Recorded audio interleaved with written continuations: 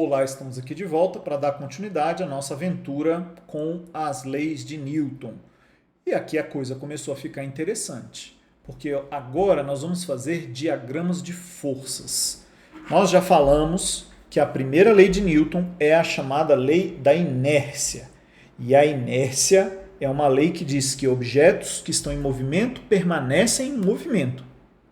E objetos que estão em repouso permanecem em repouso. E isso foi chamado de primeira lei de Newton, beleza? Lei da inércia. Por que eu estou insistindo nisso? Que esse nome é bacana para a gente saber. É muito importante esse nome. E saber que é a primeira, que é ela que vem primeiro, beleza? A segunda lei de Newton, ela traz uma relação numérica entre força e aceleração. Então a segunda lei vai ser usada toda vez que a gente precisar quantificar a força e os seus efeitos, a aceleração causada por aquela força naquele objeto. Então, quando eu quiser misturar o assunto de agora com o assunto de antes, que era a cinemática, eu vou usar a segunda lei de Newton. Beleza? Então, vai acontecer especialmente quando os objetos estiverem em movimento. E a terceira lei de Newton, lei da ação e reação, vai ser usada para desenhar diagramas de força. Então, quando eu falo em ação e reação, eu estou falando de desenho de diagrama de força, beleza? Os desenhos vão ser feitos com base na lei da ação e reação. Claro que deve existir itens teóricos que vão falar sobre lei da ação e reação. Claro que eles vão tentar jogar aquelas palavras, como é que é o termo? Porcas, que a maioria das definições escritas traz para nós, porque elas são imprecisas e levam o estudante a uma crença errada. A lei da ação e reação diz que toda força é uma interação. E se ela é uma interação, ela aparece por meio de um par de forças. Não 3, não uma, não 50. 2 e exatamente 2 forças. Beleza? Para a gente ver como isso funciona, vou fazer um desenho. Era uma vez um objeto, uma caixinha pendurada no teto. Então a caixinha está aqui, ela está pendurada no teto. Toda vez que você vê esses tracinhos aqui, ó, você vai imaginar que é um teto, a parede, beleza? E nós temos aqui um objeto pendurado no teto. Antes de mais nada, é importante a gente ter certeza que esse objeto está no planeta Terra, né? E que o planeta Terra é um trambolho gigante com uma massa absurda em comparação com a massa da maioria dos objetos que nós vamos usar aqui. Mas eu vou precisar que você esteja ciente da presença dela para que você não esqueça nenhuma força na hora de fazer o diagrama. Beleza?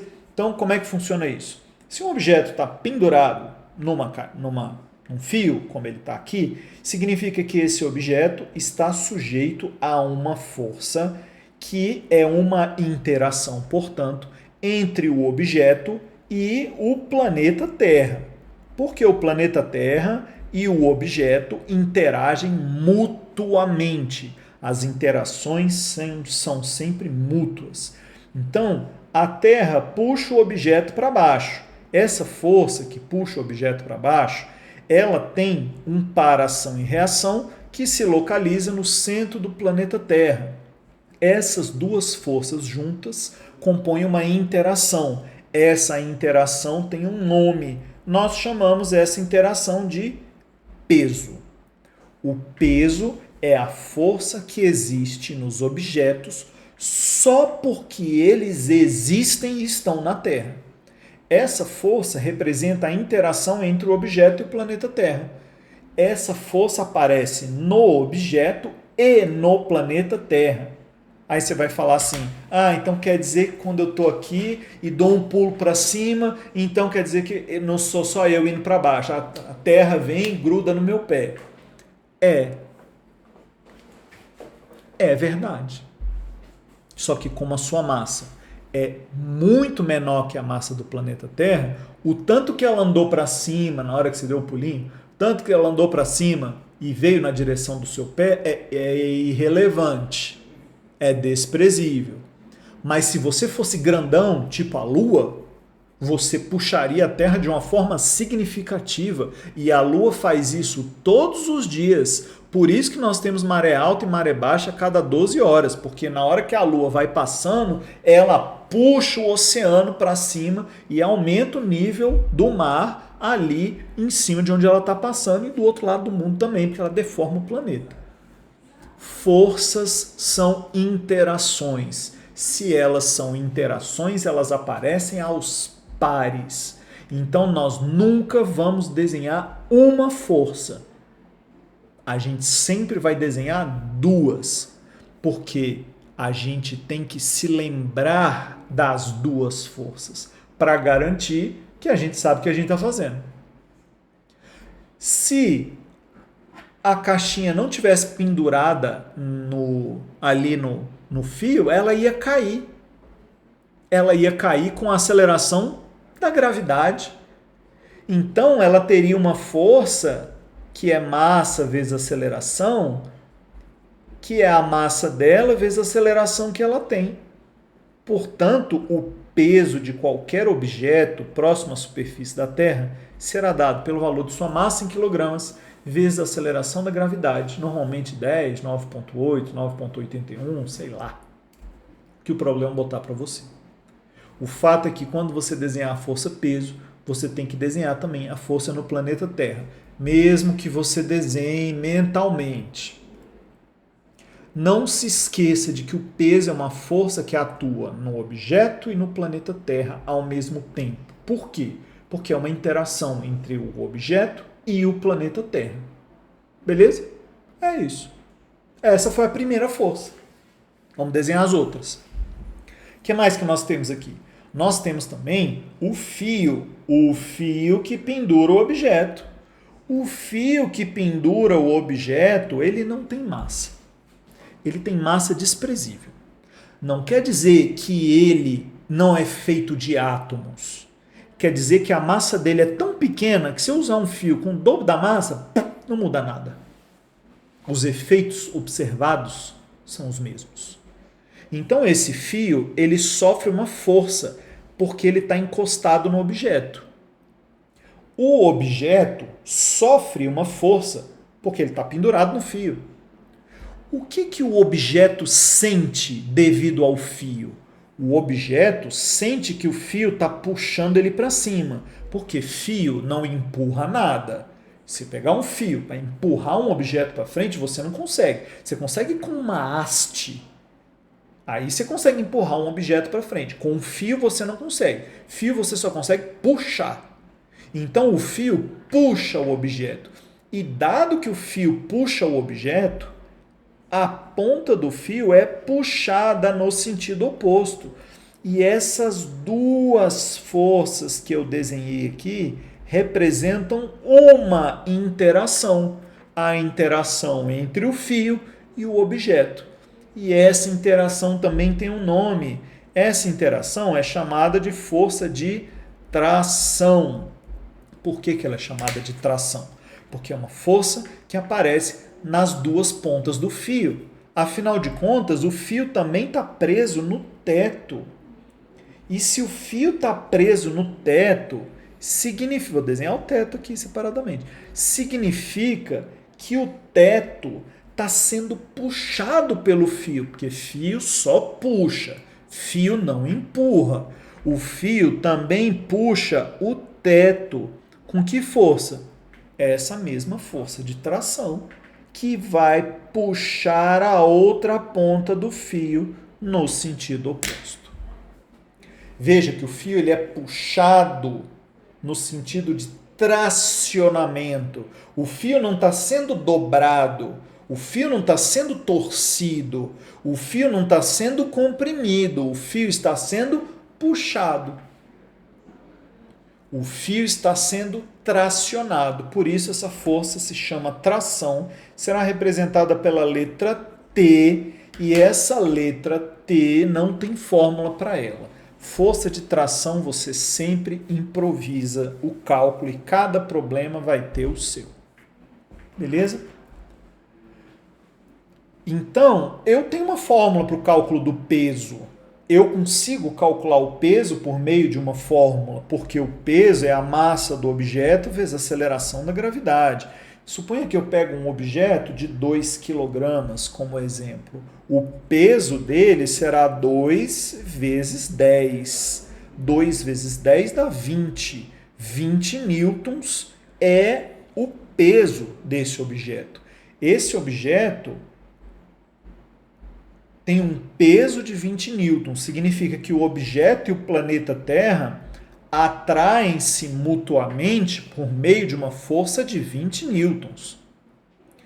Eu estou vendo aqui que o peso e a atração são as duas únicas forças que atuam sobre essa massa. E eu tenho certeza, basta olhar para a massa pendurada, que ela deve estar em repouso. Ela deve estar sem aceleração nenhuma. Essa massa ela não está ganhando velocidade nem perdendo velocidade.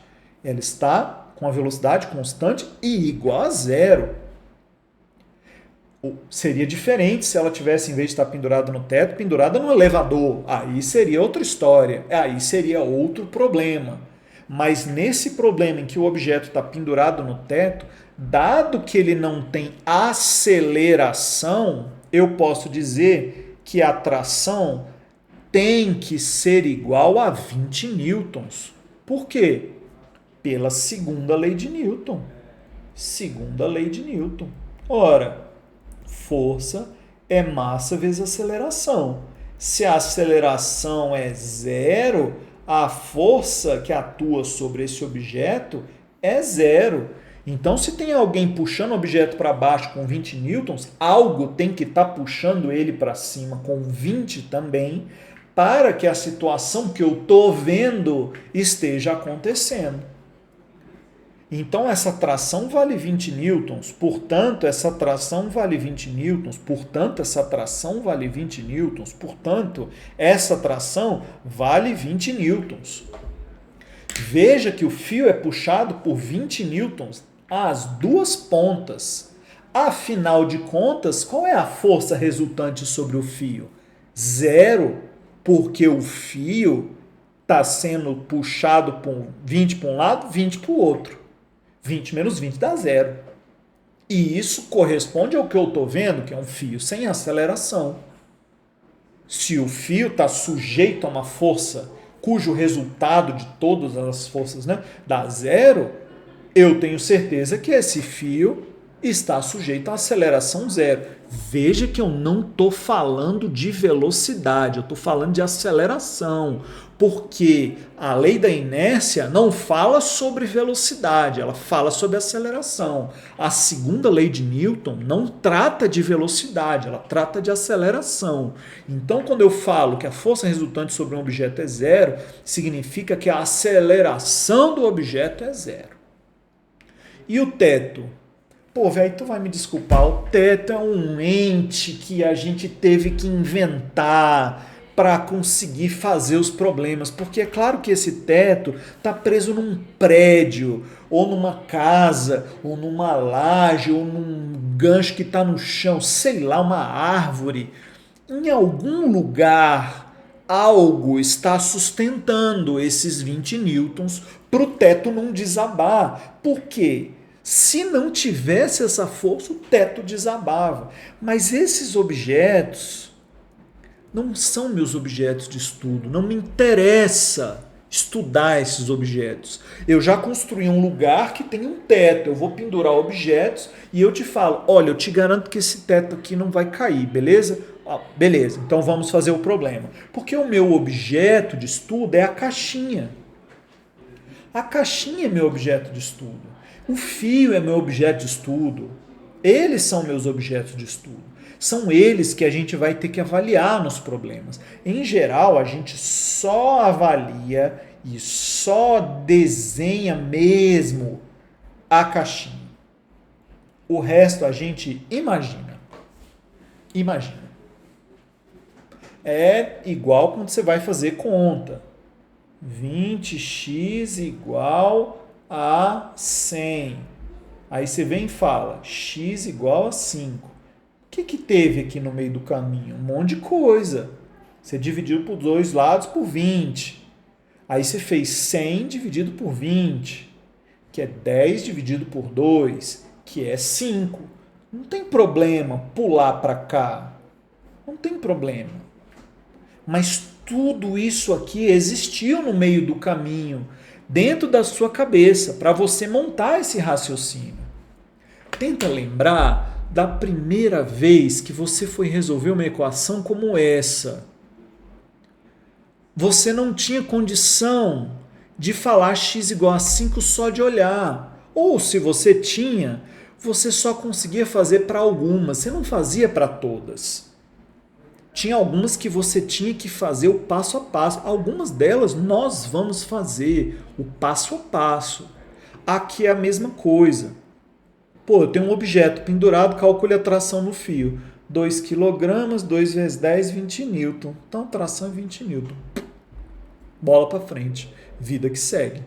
Porque você já fez tantos exercícios com objetos pendurados que é trivial você dizer que esse objeto está sujeito a uma força que é igual ao peso dele. Beleza? Você vê que eu também não vou fazer a porqueira de falar corta-corta. Cortar, quem corta é tesoura. Tesoura corta. Tesoura, faca, espada, tudo isso corta. Papel corta. A fé dói, né? Cortar com papel dói. Tudo isso corta. Na matemática não existe operação cortar. Na física não existe o conceito físico de cortar. Cortar é fuleiragem. Fuleiragem. Não vou usar o termo cortar. Ele é vulgar. É tipo tirar a meleca do nariz e comer na frente da avó. É feio. Então eu não vou cortar.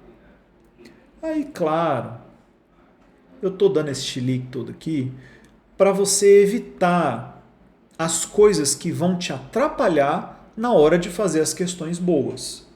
Vamos ver o que é uma questão boa? Vamos pegar uma típica de vestibular, realmente, para você ver como isso aqui pode te deixar de calça curta? Vou fazer aqui um desenho. Aí você vai dar razão para o meu chilique. Ou não também. Eu vou ficar triste, claro. Mas eu quero que você dê razão. Imagina o seguinte comportamento aqui. Ó. Eu tenho um lugar que tem o chão não desaba. Beleza? E eu tenho a parede não desaba. Aí eu vou fazer o seguinte. Ó. Tem um lugar aqui, ó, desse jeito aqui. Ó.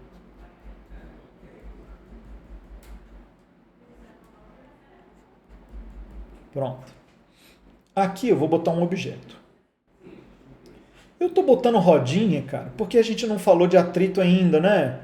Então, tipo, eu não quero saber do atrito. Então eu boto a rodinha para você acreditar que isso aqui é sem atrito. Beleza? Então, ó, eu vou pegar um objeto. Bota um objeto aí ó, de 5 kg, para você não falar que todos os meus exemplos do objeto tem 2 kg. Vou pegar um aqui com 5 kg. Está aqui o objeto. 5 kg. Vou fazer o seguinte, ó. Eu vou deixar esse objeto preso por meio de um fio na parede. Beleza? E aí eu vou puxar ele para cá com uma força de 50 newtons. Beleza? E eu quero que você me diga qual é a tração no fio. É isso. Eu quero que você me diga qual é a tração no fio. Simples assim. Beleza? Aí vamos fazer o seguinte. Isso aqui é a situação A. Aqui é a situação B.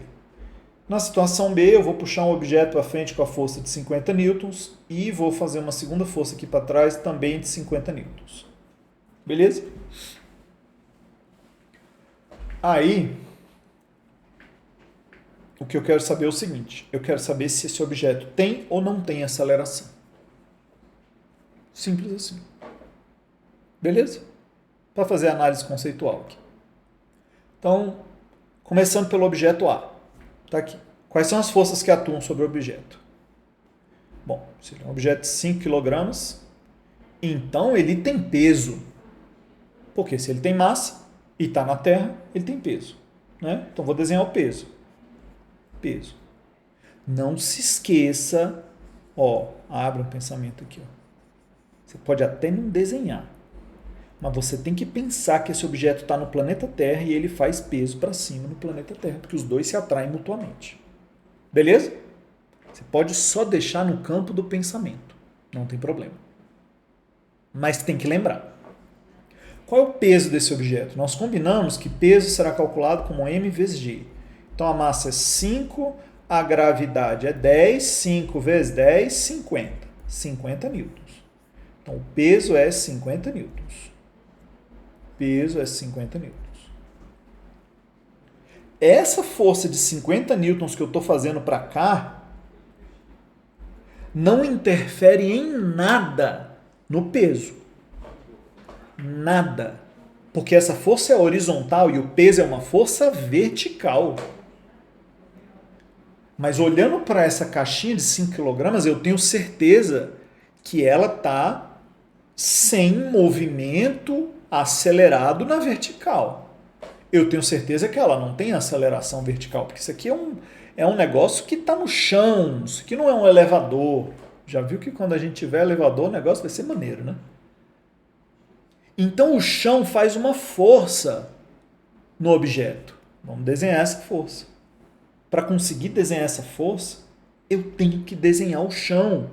Porque se eu não desenhar o chão, eu não vou saber como as forças atuam. E nós combinamos que a gente sempre desenha a força sofrida. O que o chão sente quando tem um objeto em cima dele? Uma força para baixo. Pode chamar de força Fx, força do chão. Eu sei que chão não é com X, mas escrevi só para ser do contra. Se o chão sofre uma força para baixo, significa que o objeto sofre uma força para cima. Essa força, inclusive, tem um nome, a gente chama de força normal, porque ela é normal. Normal é sinônimo de perpendicular. Essa força normal age para cima. Está aqui o par, eu não esqueci de nenhuma força, está aí o par. E claro que essa força normal vale 50 newtons, porque se o objeto não tem aceleração vertical, quer dizer que na vertical as forças estão equilibradas, tudo que tem para cima tem que ter para baixo. Força normal de 50 newtons. Essa força normal é a força que a balança indica na hora que você sobe na balança. Por isso que quando você vai na farmácia, vai se pesar, e o seu coleguinha vai lá e bota o pezinho, empurra a balança para baixo, ele aumenta a normal em cima da balança e faz a balança marcar um número maior. Porque a balança mede normal, mede força normal, é isso que a balança mede.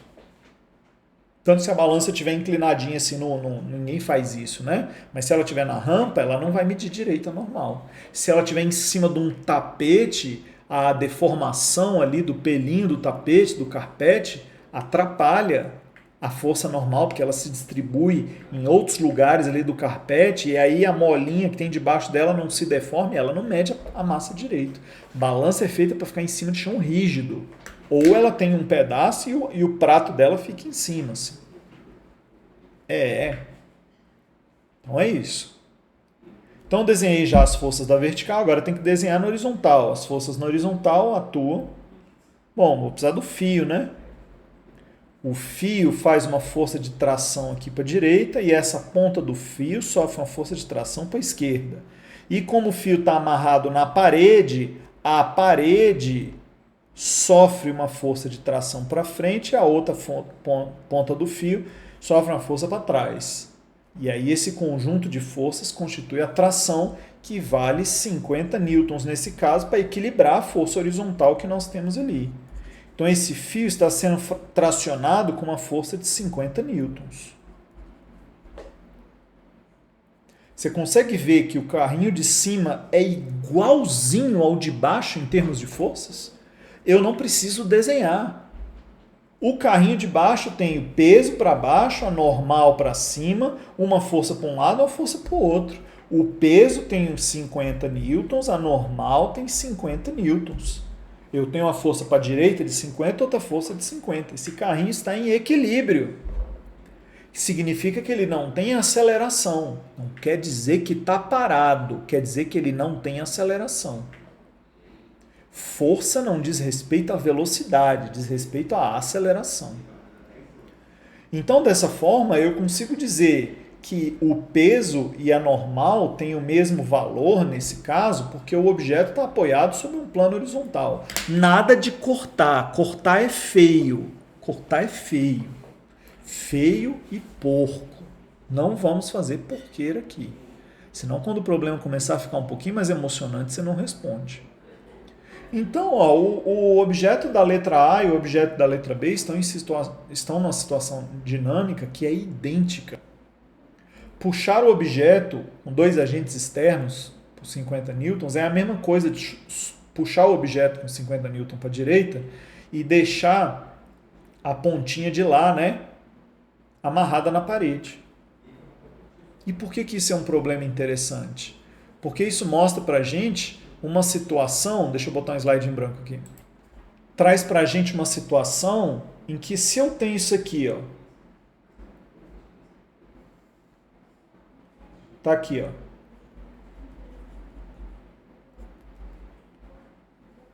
um fio preso na parede, o fio está sendo puxado com uma força de 100 newtons. Aqui, ó, eu vou fazer o seguinte, ó. Vou botar aqui umas roldanas. Vou pendurar aqui, ó, um objeto de 100 newtons de peso. E do outro lado vou pendurar outro objeto de 100 newtons de peso. E vou fazer o seguinte, ó.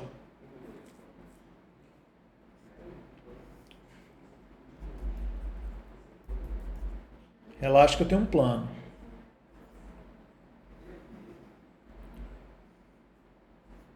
Vou pendurar um objeto de 100 newtons de peso numa cordinha aqui. Então aqui eu tenho a tração no fio 1, tração no fio 2, tração no fio 3. Isso aqui caiu em vestibular recente. Ele pergunta qual é a tração no fio 1, fio 2, fio 3. O fio 1 está sendo puxado para a esquerda por uma força de 100 newtons. Ele está preso na parede e, portanto, o fio 1 está sendo puxado pela tração T1 dos dois lados. Porque isso é inerente ao ato de puxar o fio. Então, ele é puxado com força de 100 newtons de cada lado. Qual é a tração no fio? 100 newtons. O fio 2 está preso na parede. E o objeto do lado de cá, naturalmente, está puxando ele com uma força de 100 newtons. E como ele está preso na parede, a parede puxa ele para cá com uma força de 100 newtons. Claro que lá no meu pensamento eu sei que a reação a essa força está na parede. Eu sei. Está lá. Então a tração aqui é 100 newtons, porque eu estou puxando o fio com 100 newtons. E no segundo caso, o fio 3, ó, o bloquinho de cá puxa ele com a tração de 100 newtons e esse bloquinho de cá também puxa ele com a tração de 100 newtons. Claro. Por quê? Oh, meu Deus, estou em cima de novo. Porque tracionar significa puxar as duas pontas. E se você não sabe desenhar a força, você não vai achar a força nas pontas do fio. Então, quais são as forças nos três fios que a gente tem? A tração T1 é 100 newtons, a tração T2 também é 100 newtons, a tração T3 também é 100 newtons. O que a questão fazia? Ela tentava insinuar que eu tenho 100 newtons na primeira, 100 na segunda e 200 na terceira, como se dois blocos puxando fizesse o dobro da força. Quando, na verdade, a situação é idêntica, porque Aqui, quem está puxando é a parede. Aqui, quem está puxando é a parede. Aqui, quem está puxando é um agente externo. Aqui, quem está puxando é o bloquinho. Aqui, eu tenho um bloquinho e outro bloquinho. O que mudou? Nada. Mudou quem está puxando. A força é a mesma. E tracionar significa puxar as duas pontas. E tem que ser com a mesma força. É impossível puxar uma força, uma ponta do fio com 100 newton e a outra com 50. Senão você arrebentou o fio. Como é que um pedaço do fio está sendo puxado com uma força diferente de outro? Significa que eles têm acelerações diferentes. Um está acelerado, o outro está menos acelerado. Isso não existe. Aí o fio arrebentou. Aí não é um fio esticado como a gente tem aqui. Então, toda vez que você desenha a força de tração, ela é idêntica nas duas extremidades do fio. Por quê? Porque isso é inerente ao conceito de tração. Isso é inerente ao ato de tracionar um objeto. Então, eu juro que eu não estou com raiva e é isso que a gente deve guardar dos conceitos básicos das leis de Newton. Né? É bem enjoado você sacar a essência aí realmente do conceito, né, de força, de interação. Então a gente vai precisar fazer bastante exercício para a gente conseguir ver isso aqui acontecendo. E quanto mais exercício a gente fizer, mais natural vai ser procurar pelas interações. Combinado? Vamos nessa. Valeu, falou.